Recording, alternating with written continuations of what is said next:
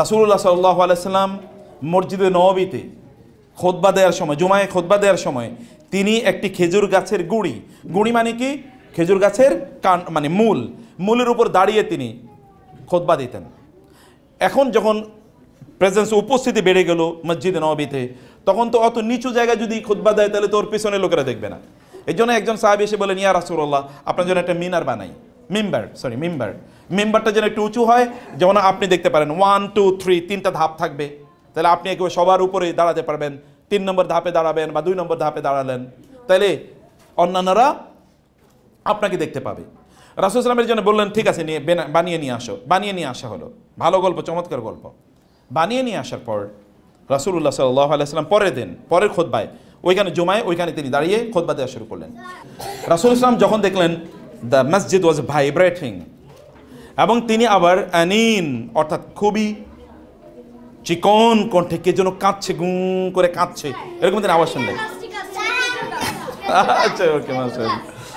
আচ্ছা, এখন যখন তিনি শুনলেন যে এরকম কাঁদছে, আবার ভাইব্রেশন হচ্ছে, সাহাবায়ে কেরাম ভাবলেন যে কান্নার আওয়াজ আসতেছে কোত্থেকে কান্নার আওয়াজ। রাসূল সাল্লাল্লাহু আলাইহি ওয়াসাল্লাম খুতবা থামিয়ে তিনি গেলেন ওই খেজুরের গুঁড়িটার কাছে গেলেন, যেটার উপর দাঁড়িয়ে তিনি আগে কথা বলতেন। ওটাকে গিয়ে তিনি এরকম জড়িয়ে ধরলেন, যেমন মানুষকে জড়িয়ে ধরা হয়। জড়িয়ে ধরার পর এটা কান্না থেমে গেছে, মসজিদও ভাইব্রেশন কমে গেছে, কাঁপানি। এবং তিনি এসে বললেন, ওই খেজুরের গুঁড়িটার উপর যেহেতু আমি চড়ে খুতবা দিচ্ছি না, ওই জন্য ওর শরীরের সাথে আমার যে গায়ের স্পর্শ লাগছে না, এই কষ্টেও কান্না শুরু করে দিয়েছে। এবং আল্লাহর কসম, যদি আমি ওকে জড়িয়ে না ধরতাম তাহলে কিয়ামত পর্যন্ত ও শুধু কাঁদতেই থাকতো। এবং এই জন্য তিনি বললেন, এটাকে কি করে দাও, এবার কবরস্থ করে দেবে, মাটির নিচে পুঁতে রাখো। একটা খেজুরের গুঁড়ি যদি তার স্পর্শ পাওয়ার কষ্টে কাঁদতে থাকে, তাহলে আমাদের কেমন কান্না করা উচিত বলেন তো? আমাদের কেমন কান্না, আমাদের অনুভবটা কেমন থাকা দরকার? অথচ তিনি আমাদের জন্য কেঁদেছেন, উম্মতি উম্মতি উম্মতি, মাই উম্মা মাই উম্মা মাই উম্মা, এটা বলে তিনি কেঁদেছেন। রাসূলুল্লাহ সাল্লাল্লাহু আলাইহি ওয়াসাল্লাম শুধু তাই না, খেজুর গাছ যে তার জন্য কেঁদেছেন এরকম না, সাহাবায়ে কেরাম রাদিয়াল্লাহু তাআলা আনহুম তাকে না দেখলে অস্থির হয়ে যেতেন। একজন সাহাবী এসে প্রচণ্ড তার ওয়াকাদ তাগায়্যারা লাউনুহু ওয়া নাহালা জিসমুহু, তার শরীরের রং মানে কালো হয়ে গেছে এবং তার শরীর এরকম শুকিয়ে গিয়েছে। তার চেহারা ইউরাফু ফি ওয়াজহি আল হুজনু, তার চেহারার মধ্যে খুবই ভয়, আতঙ্ক এবং দুঃখ কষ্টের ছাপ পড়ে গেছে। তিনি আসছেন রাসূল সাল্লাল্লাহু আলাইহি ওয়াসাল্লামের কাছে। রাসূল তাকে বলেন, ইয়া সাওবান মা গায়্যারা লাউনাকা, সাওবান, তোমার শরীরের কালার চেঞ্জ হয়ে গেছে, তুমি এরকম বিবর্ণ হয়ে গেছো, ঘটনা কি? তোমার দেখতে এরকম দেখা যাচ্ছে কেন? কেমন যেন তোমার চেহারা ফ্যাকাশে হয়ে গেছে, ঘটনা কি? তিনি বলেন, ইয়া রাসূলুল্লাহ মা বি দুররুন ওয়ালা ওয়াজাউন, আমার কোনো কষ্ট নাই, শরীরে কোনো ব্যথা নাই, কোনো জ্বর নাই, কোনো কিছু নাই আমার, ইয়া রাসূলুল্লাহ। ওয়ালাকিন গায়রা আন্নী ইজলাম আরাকা ইশতাকতু ইলাইকা, যদি আমি আপনাকে না দেখি তাহলে আমি দৌড়ে আসি আপনাকে দেখার জন্য, এবং আপনাকে আমি দেখার পর আমার ভালো লাগে, মনটা খুবই অস্থির, আমি আসি আপনাকে দেখার জন্য এবং আপনাকে দেখি, এরপরে আমি চলে যাই। কিন্তু হঠাৎ করে গত কয়েকদিন ধরে আমার মনে হলো আপনিও মারা যাবেন, আমিও মারা যাব। আপনি মারা গেলে আপনি জান্নাতের সর্বোচ্চ স্থানে থাকবেন, আমি মারা গেলে আমি জান্নাতে যাব, কিন্তু কোথায় আপনি আর কোথায় আমি? জান্নাত তো আর সব একরকম না, জান্নাতের লেয়ার্স আছে, লেভেলস আছে, জান্নাতের স্টেজ আছে, স্তর আছে। তা আপনি কোন স্তরে থাকবেন আর আমি কোন স্তরে থাকবো? আমি তো আর জান্নাতে গিয়ে এখন দুনিয়াতে দৌড়াই আপনাকে এসে দেখতে পাই, যখনই মনে চায় তখন দেখতে পাই, কিন্তু জান্নাতে তো যখন মনে চায় তখন দেখতে পারবো না, কারণ স্টেজ ডিফারেন্ট। রাসূলুল্লাহ সাল্লাল্লাহু আলাইহি ওয়াসাল্লাম তার অবস্থা বুঝলেন, এবং অবস্থা বোঝার পর রাসূলুল্লাহ সাল্লাল্লাহু আলাইহি ওয়াসাল্লাম তাকে লক্ষ্য করে বললেন, তুমি কি জানো না হে সাওবান, আনতা মা আমান আহবাবতা, the person will be in the paradise or in the hellfire with the one whom he or she loves, একজন ব্যক্তি যাকে ভালোবাসেন কিয়ামতে জান্নাতে অথবা জাহান্নামে তিনি তার সাথে থাকবেন। তুমি যেহেতু আমাকে ভালোবাসো তুমি আমার সাথে থাকবা, তুমি যেহেতু আমাকে ভালোবাসো আমার সাথে থাকবা। এই কথা যখন তারই আরেকজন পিছিয়ে যে ওদের মতো একজন রাসূলুল্লাহ সাল্লাল্লাহু আলাইহি ওয়াসাল্লামের সাথী, যার নাম ছিল আনাস বিন মালিক বললেন, আমরা সাহাবীরা এই কথা যেদিন শুনেছি সেই দিন আমাদের জীবনের সেরা দিন, কারণ আমাদেরও টেনশন ছিল আমরা কি রাসূলের সাথে থাকতে পারবো কিনা, কিন্তু আমরা যখন শুনলাম আমরা একসাথে রাসূলের সাথে থাকতে পারবো, এটা আমাদের জীবনের সেরা দিন ছিল। এত খুশির দিন আমাদের জীবন আর কোনোদিন আসে নাই। কারণ আমরা বুঝতে পেরেছি। আর তিনি বলেন আমার খুশিটা সবার চেয়ে বেশি, কারণ আমি রাসূলকে ভালোবাসি, আবু বকরকে ভালোবাসি, ওমরকে ভালোবাসি, ওসমানকে ভালোবাসি, আলীকে ভালোবাসি, আমি সবার সাথে একসাথে থাকতে পারবো, এই খুশি তো আমার ধরে না। আমার সবচেয়ে বড় খুশির দিন ছিল এটা। রাসূল সাল্লাল্লাহু আলাইহি ওয়াসাল্লামকে ভালোবাসা সাহাবায়ে কেরামদের মধ্যে এটা তাদের জন্য রিজিক ছিল, খাবার ছিল। সাহাবায়ে কেরাম অনেক মনে করতেন রাসূলের দিকে তাকালে আমাদের ক্ষুধার কষ্ট আমাদের বা ক্ষুধার ব্যথা এটা আমাদের ভুলে যেতাম আমরা। একজন নারী এসে রাসূল সাল্লাল্লাহু আলাইহি ওয়াসাল্লামকে উহুদের যুদ্ধে তিনি he was severely injured and there was a rumour that the prophet got killed in the battlefield, you know. এর মধ্যে রাসূলুল্লাহ সাল্লাল্লাহু আলাইহি ওয়াসাল্লাম তিনি যে বেঁচে আছেন এটা তিনি বলেছেন, এই সংবাদ তোমরা ডিসক্লোজ করো না, যদি কুরাইশরা শোনে তাহলে তারা আবার আঘাত করবে। তিনি মদিনার দিকে চলে আসছিলেন।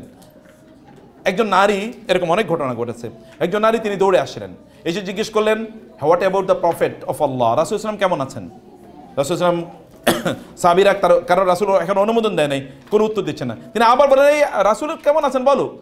তিনি আবার উত্তর দিলেন, মানে কেউ উত্তর দিল না। তিনি আবার জিজ্ঞেস করে রাসূল বললেন যে যুদ্ধের ময়দানে তাকে বলে দাও যে যুদ্ধের ময়দানে তার ভাই শহীদ হয়েছে, তার ভাই শহীদ হয়েছে। তিনি বললেন আমি আমার ভাইয়ের ব্যাপারে জিজ্ঞেস করি না, আমি রাসূলের ব্যাপারে জিজ্ঞেস করেছি। রাসূল সাল্লাল্লাহু আলাইহি ওয়াসাল্লাম বললেন ওকে বলে দাও যে যুদ্ধের ময়দানে তার বাবা শাহাদাত বরণ করেছেন। কে? বাবা। বলে আমি তো আমার বাবার ব্যাপারে জিজ্ঞেস করিনি, I asked you about the prophet সাল্লাল্লাহু আলাইহি ওয়াসাল্লাম। তিনি এবার বললেন তাকে বলে দাও যে তার স্বামী যুদ্ধের ময়দানে শাহাদাত বরণ করেছেন। এবারে নারী বললেন, একজন নারী তার স্বামী মারা গিয়েছে। আমার ওয়াইফ আজকে সকালবেলা গল্প করতেছিলাম, তো গল্পের এক পর্যায়ে বহু বিবাহ নিয়ে আলোচনা হচ্ছিল আর কি, যে বহু বিবাহ কি স্পিরিচুয়াল ইন্টেলেকচুয়াল আলোচনা। আমার বহু বিবাহ করার কোনো সাধও নাই, সাধ্যও নাই, কিন্তু আলোচনা চলছিল। উনি আমাকে শুধুমাত্র বললেন আমার স্বামী যদি বহু বিবাহর কোনো প্রশ্ন করে দিন তোলে তাইলে আমি শুধুমাত্র এই বাসা থেকে চলে যাবো, আমি আর এখানে থাকবো না। কে রে হাতে তালি দেয়, ঘটনা কি?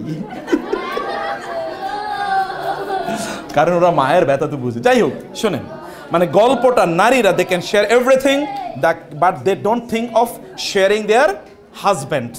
তারা সব শেয়ার করতে পারে কিন্তু হাজব্যান্ডের ভালোবাসা, কারণ কি? কারণ আমাদের নারীরা বলছে, আমাদের মুসলিম নারীরা তারা কেবলমাত্র স্বামী কেন্দ্রিক। তাদের গোটা জীবন, গোটা কল্পনা, গোটা জগৎ তাদের স্বামীকে কেন্দ্র করে। স্বামীরা এটা ভালো করে বুঝে না, কিন্তু তারা স্বামীদের বাইরে তাদের কোনো জীবনই নেই, তারা ভাবতেও পারে না। এই কারণে sharing their husbands with others they can't imagine, এটা কখনো তারা ভাবতেও পারে না। রাসূলুল্লাহ সাল্লাম বলে দিলেন বলে দাও তোমার হাজব্যান্ড মারা গেছে, এর চেয়ে বড় শকিং একজন নারীর জন্য কিছুই হতে পারে না। তিনি বললেন I have not asked you about my husband, I asked you about my messenger. আমি রাসূল সম্পর্কে জানতে চেয়েছি, আমি আমার স্বামী সম্পর্কে জানতে চাই নাই। একটু পরে তিনি বললেন, রাসূল ইসলাম বললেন তাকে বলে দাও রাসূল ইসলাম সুস্থ আছেন, জীবিত আছেন। তিনি বললেন আল্লাহর শুকর আদায় করছি। নারী বললেন আল্লাহর শুকর আদায় করছি যিনি আমার রাসূলকে সুস্থ রেখেছেন, আল্লাহর শুকর আদায় যিনি আমার রাসূলকে সুস্থ রেখেছেন। আপনি এইরকম ম্যানিফেস্টেশন অফ লাভ পৃথিবীর ইতিহাসে কোথাও দেখবেন না। এটা অভাবিত, আনপ্রেসিডেন্টেড, এটা ইম্পসিবল, আনইমাজিনেবল। কেউ চিন্তা করতে পারে না যে এইরকম ভালোবাসা কারোর জন্য। আমরা আমাদের পিতামাতাকে ভালোবাসি, রেসপেক্ট করি। পিতামাতা যখন আমাদের সাথে অন্যায় আচরণ করেন তখন আমরা কিন্তু রিয়াকশনও দেখাই, স্বামী স্ত্রীর পরম ভালোবাসা, কিন্তু তারপরে একজন আরেকজনের সাথে রিয়াকশন দেখায়। কিন্তু এই ভালোবাসায় কোনো রিয়াকশন নাই, এই ভালোবাসায় কোনো রিয়াকশন নাই। এটা কিন্তু এমনিই তৈরি হয় নাই, এই ভালোবাসা এটা আমাদের ইমানের দাবি, এবং এই ভালোবাসা ইনস্টলড অ্যান্ড ইনস্টিলড বাই আল্লাহ সুবহানাহু ওয়া তাআলা ইন আওয়ার হার্টস। এটা আল্লাহর পক্ষ থেকে আগত, এটা এমনিতেই তৈরি হয়। এটা কোয়াইট বিয়ন্ড, মানে মানুষের সকল ধরনের চিন্তা চেতনার বাইরে, মানুষের সকল ধরনের কল্পনার বাইরে এরকম একটা ভালোবাসা। একজন বোন ইসলাম গ্রহণ করেছে, তিনি ঢাকার একটা সরকারি বিশ্ববিদ্যালয়ে তিনি প্রফেসর।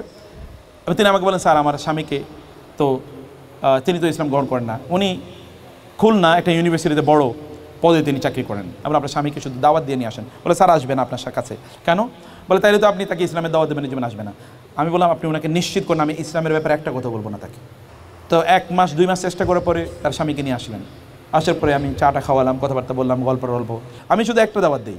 আমি এর আগে একটা রাসূল ইসলামের একটা জীবনী বই আইনে রেখেছি, আমার খুব প্রিয় একটা বই। রাসূলের জীবনী তো অনেক বই আছে, আমি যেটাকে পছন্দ করি এই বইটা এনে রেখে আমি বললাম আপনাকে আমি বইটা হাদিয়া দিলাম, আপনি বইটা পড়বেন, আমার আর কোনো চাওয়া নেই। আপনি তো অনেকের জীবনী পড়েছেন, জীবনে উনি তো মুহাম্মদ সাল্লাল্লাহু আলাইহি ওয়াসাল্লাম তো পৃথিবীর সকল বড় বড় জ্ঞানী বিজ্ঞানীদের কাছে গ্রেট অথবা গ্রেটেস্ট, তাদের কথাই, আমি অমুসলিমদের কথা বলছি। তো আপনি একজন অন্যান্যদের জীবনে যেরকম পড়েন এটা একটু পড়েন, আপনি শুধু এটা পড়বেন, পড়ে এরপর আপনি আমার সাথে দেখা করবেন। 2 মাস পরে ওই ভদ্রলোক এসে বলে, স্যার আমি মুসলমান হব। শুধু রাসূলের জীবনী পড়ছে, বিশ্বাস করেন তার জীবনে একটা মিরাকল, মুজিজা, জীবন্ত মুজিজা। জি আচ্ছা, বইটার নাম হলো রাসূলে আরবি, রাসূল সফিউর রহমান মুবারকপুরীর ওনার বই রাসূলে আরবি। তো এটা একজন মানুষ যদি সত্যি অর্থে ওপেন মন নিয়ে রাসূলের জীবনী পড়ে, she is bound to follow the prophet সাল্লাল্লাহু আলাইহি ওয়াসাল্লাম। আমি এই দুটো দাওয়াত আপনাদেরকে দিয়ে গেলাম, ইসলামকে ভালো করে বুঝেন এবং রাসূল ইসলামের জীবনীটা পড়েন।